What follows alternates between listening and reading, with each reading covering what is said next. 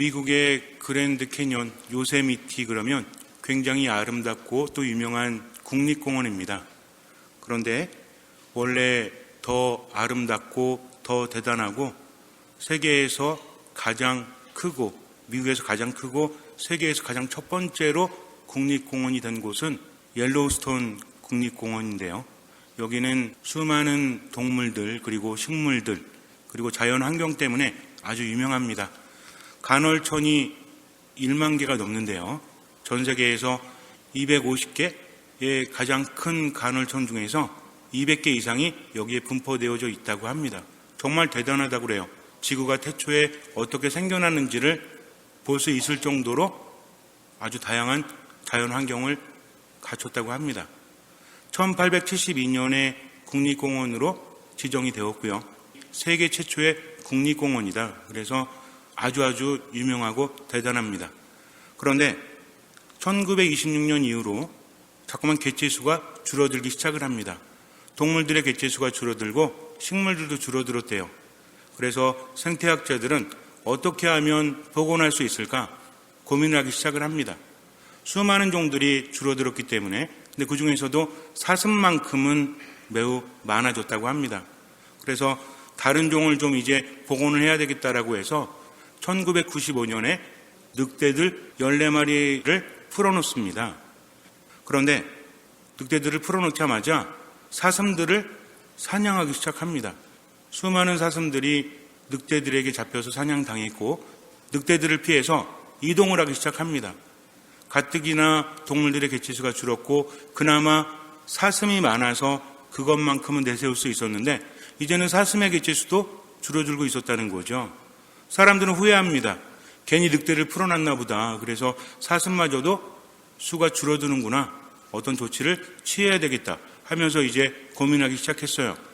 그런데 아주 이상한 일이 생겨나기 시작합니다. 나무들이 조금씩 자라기 시작을 했어요. 사시나무, 미루나무, 버드나무 이런 것들이 5년 정도 지났을 때 5배, 6배의 크기가 되었다고 합니다. 풀도 점점 우거지게 되고 그러다 보니까 사라졌던 동물 중에서 비버가 돌아왔대요. 비버하면은 건축가로 비유될 정도로 유명하죠. 나무들이 자라니까 비버가 돌아와서 그 나무를 먹고 나무로 댐을 만들기 시작합니다. 댐을 만드니까 웅덩이가 생기고 웅덩이가 생기니까 오소리, 어류들, 또 오리 이런 것들이 생겨나기 시작을 했대요. 그리고 사슴들이 어느 정도는 이제 개체가 줄어들어서 풀을 먹지 않으니까 풀이 자라기 시작을 했고 나무도 자랐던 거죠. 이제는 사슴들의 개체수가 줄어드니까 이 늑대들이 코요테를 사냥하기 시작을 했대요. 코요테를 사냥하니까는 쥐하고 토끼가 점점 늘어났다고 합니다. 쥐하고 토끼가 늘어나니까 독수리, 여우, 족제비 이런 것들이 점점 더 많아지기 시작을 했대요. 나무들이 풍성해지니까 새들도 많이 날아들고 그리고 더욱더 놀라운 것은 강의 흐름이 바뀌었다고 합니다. 예전에는 사슴들이 식물들을 다 먹어치우니까 땅이 단단하지 못하고 자꾸만 침식이 되니까 어떻게 돼요? 강물 쪽으로 흙들이 밀려들게 되니까 구비구비가 많이 생기고 그리고 유속이 일정치 않고 동식물들이 살기에 어려운 지역이 되었다는 거죠. 근데 점점 나무들이 높이 자라고 또 풀들이 자라니까 땅이 단단해지고 침식이 줄어들었다고 합니다. 그래서 구비구비가 많이 사라지고요. 물의 흐름이 일정해졌고 웅덩이가 많이 생기니까 휘돌아치는 급류가 강한 곳도 생기니까 자연환경도 아름다울 뿐만 아니라 동물, 식물들도 잘 살 수 있는 그런 터전이 마련되었다는 거죠. 그래서 지금은 가보면 굉장히 아름답고 수많은 동물, 식물들이 거기 모여 산다고 합니다. 사람들은 예상하지 못했어요. 근데 이 모든 것들이 무엇 때문이었죠? 처음에 사람들은 후회했죠. 그래서 늑대라는 존재가 별로 좋은 것이 아니구나 라고 했지만 이 늑대 때문에 생태계가 복원이 되었고 물의 흐름까지도 바뀌었다는 것입니다. 강물의 흐름은 굉장히 중요하죠.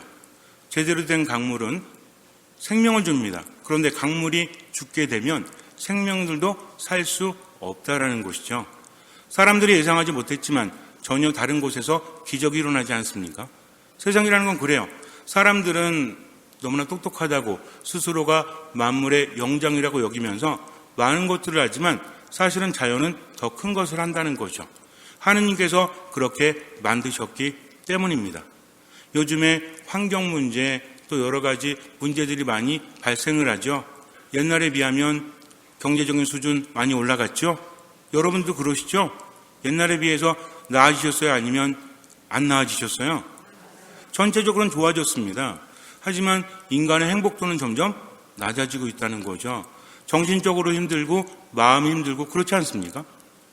많은 것을 가졌지만 진정 행복하다라고 말할 수 없다는 거죠. 왜 그래요? 너무나 인위적이기 때문에 그래요. 사람이 살기 좋은 곳이 어디입니까? 여러분들도 어떠세요? 아무리 주거 환경이 훌륭하다고 할지라도 도심지 같은데 인간이 만들어놓은 인공적인 것들이 많은 곳에서 쉬는 거하고 저기 시골 산속에서 조금 허름하지만 오두막집 같은 데서 쉬는 거하고 어떤 게 더 편안하세요? 1번이에요? 2번이에요? 2번이 더 편안하시죠? 근데 거기서 살라고 하면 못 살지. 어쩌면 우리를 편안하게 하지만 우리가 바라는 것은 다른 데 있다는 겁니다. 여기서 한번 생각하고 묵상해 봐야 돼요. 내가 바라는 것들이 정말 나에게 행복을 주는지 내 삶의 경험을 통해서 제대로 파악해 놓지 않으면 우리는 점점 더 힘들어질 수밖에 없다는 것입니다. 하느님께서 만드신 대로 또 자연이 이끌어가는 대로 온전히 맡길 때 우리는 많은 것들을 얻을 수도 있다는 거죠. 중요한 것은 내가 원하는 것과 하느님께서 우리에게 주시는 것이 다를 수 있다는 것입니다. 우리는 신앙 안에서 살아가죠. 하느님께서는 끊임없이 우리에게 은총을 주시고 기적을 주십니다. 중요한 것은 그런 은총과 기적이 나에게 닿지 않으면 아무것도 변하지 않는다는 것이죠. 하느님께서 우리에게 무엇을 주십니까? 내가 여러 가지를 바라지만 하느님께서는 더 좋은 것을 주시죠. 뭘 주신다고 그래요? 성령을 주십니다. 근데 이 성령은 우리를 살아있게 합니다. 생명을 준다는 것이죠. 내가 온 세상을 얻는다고 할지라도 무엇을 잃으면? 생명을 잃으면 아무 의미 없다는 것이죠. 생명은 무엇입니까? 살아서 움직이는 것, 더 활발하게 생기가 넘치는 것. 우리가 행복하기 위해서 정말 필요한 것은 바로 이거예요.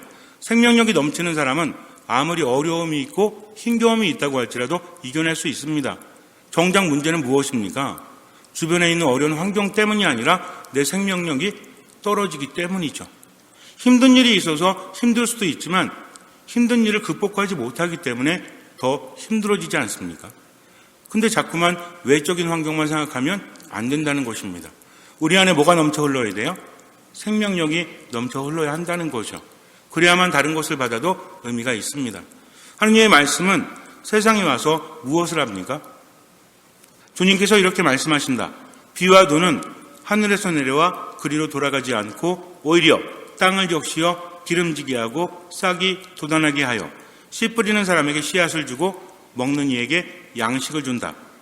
이처럼 내 입에서 나가는 나의 말도 나에게 헛되이 돌아오지 않고 반드시 내가 뜻하는 바를 이루며 내가 내린 사명을 완수하고야 만다. 하느님의 말씀은 세상에 와서 무엇을 합니까? 땅을 기름지게 한다는 거죠. 땅을 적신다는 겁니다. 비와 눈이 없다면 땅은 생명을 지니지 못하죠. 땅이 생명을 지니지 못하면 우리도 살아갈 수 없다는 거예요. 그러니까 하느님의 말씀은 세상에 와서 생명력을 준다는 것입니다. 이 말씀을 받아들이지 않는다면 우리는 생명력을 얻을 수 없다는 것이죠. 하느님의 말씀은 분명히 와서 그분의 뜻을 이루지 않고는 돌아가지 않는다고 해요. 중요한 것은 무엇입니까? 내 그 말씀을 받아들이느냐 받아들이지 못하느냐 여기에 있다는 것입니다. 하느님께는 불가능함이 없지만 단 한 가지 내가 받아들이지 않으면 그분도 어쩔 수 없다는 것이죠. 그래서 구약부터 하느님께서는 누구를 보내십니까? 엘리야, 엘리사 이런 분들이 누구예요? 이사야 이런 분들이 예언자잖아요. 예언자를 보내서 뭐라고 하십니까? 회개하라는 거죠. 내 안에 머물라는 겁니다. 그래야만 너희들이 살 수 있다라고 하세요. 진짜 사랑이라는 것은 강요가 아니거든요. 받아들여야만 사랑할 수 있지 않습니까?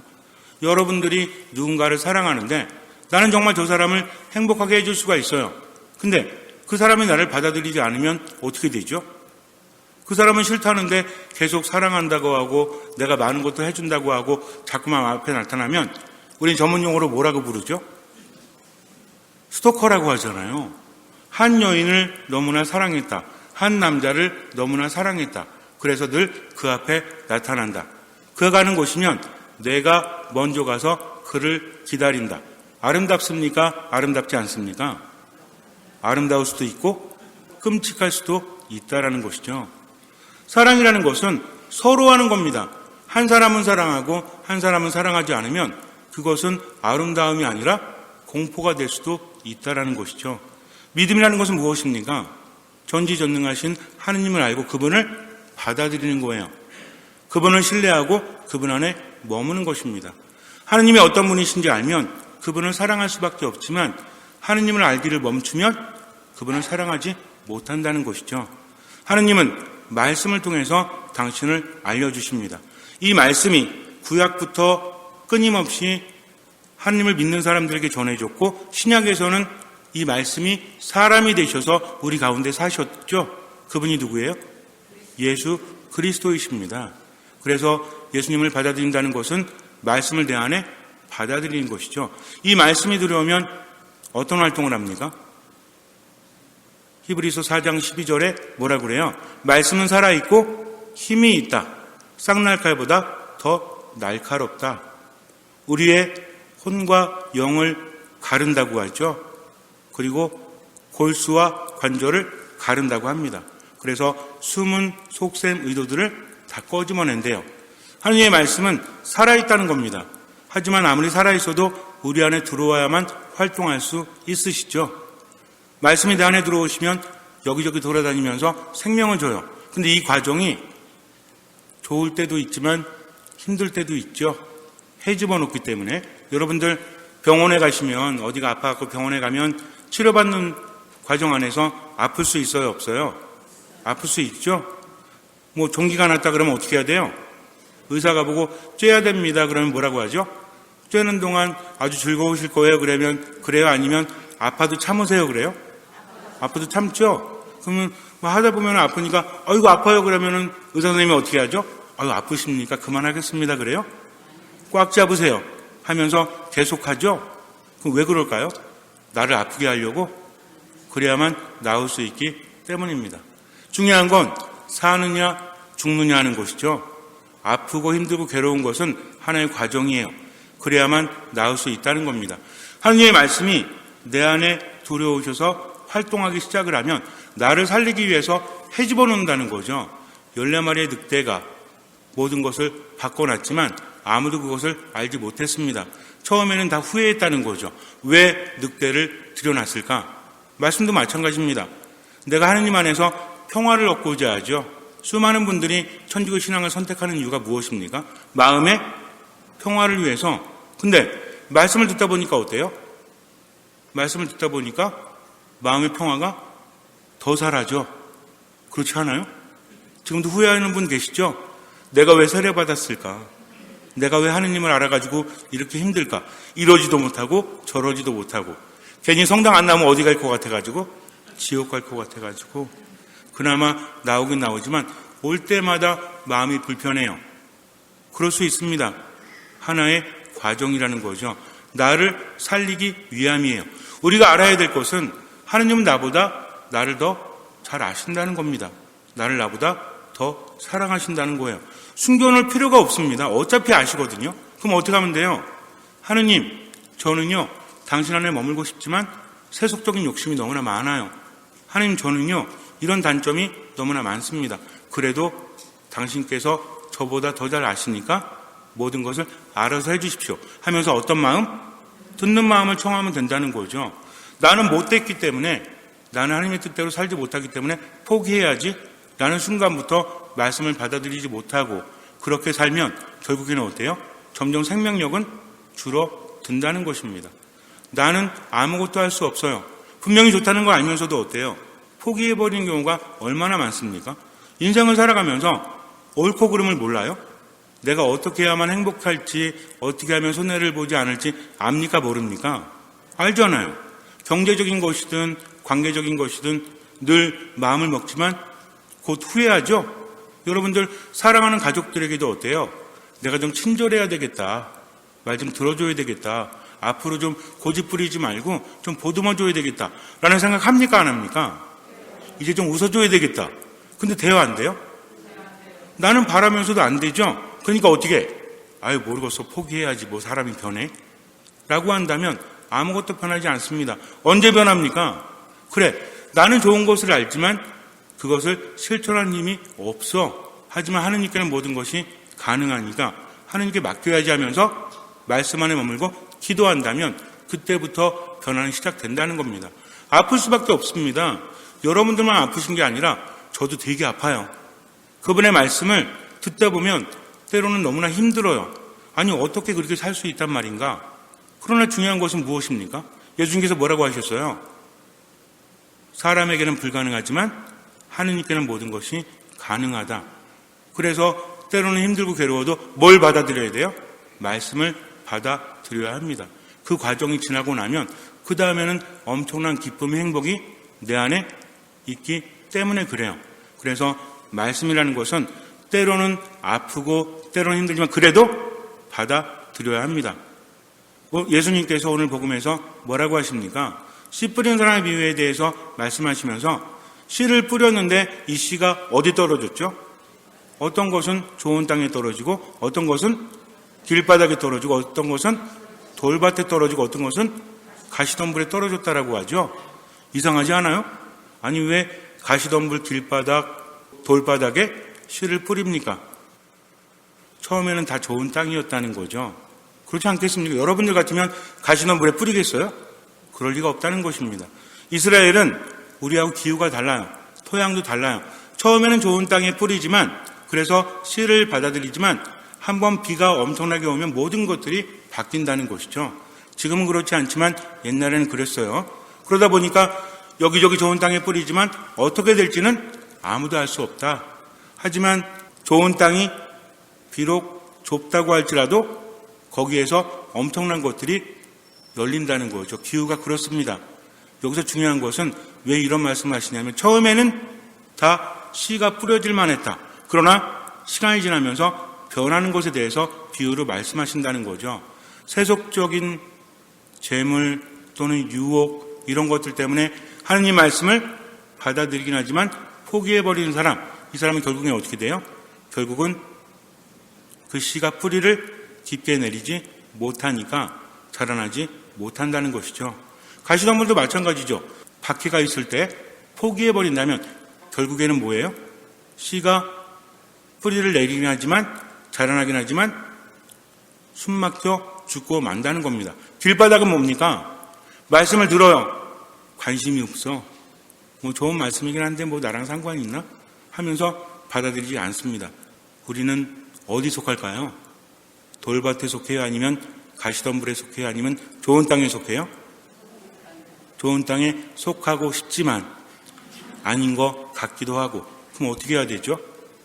그 말씀의 씨를 계속해서 받아들이면 돼요. 어떤 마음으로? 듣는 마음으로. 그때부터 모든 것들이 변한다는 것입니다. 잠시 눈을 감으세요.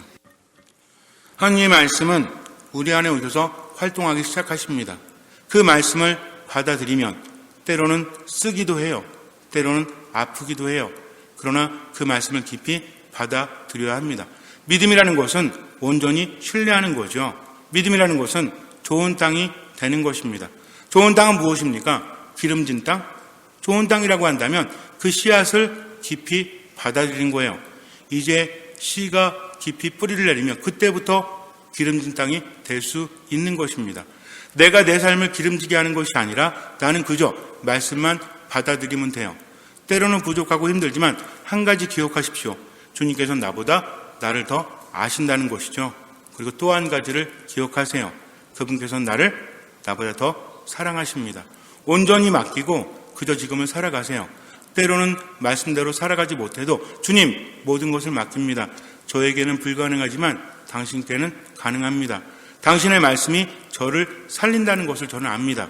하지만 아직 그것을 체험하지 못해서 꾸준히 추구하지 못하지만 그래도 당신께서 저와 함께 하십시오 하면서 매 순간순간 듣는 마음으로 살아가세요. 말씀 안에, 기도 안에, 미사 안에 머무르세요. 아무것도 판단하지 말고 모든 것을 맡기세요. 주님께서는 그 믿음을 보시고 우리 삶에 놀라운 기적을 일으켜 주실 것입니다. 아멘.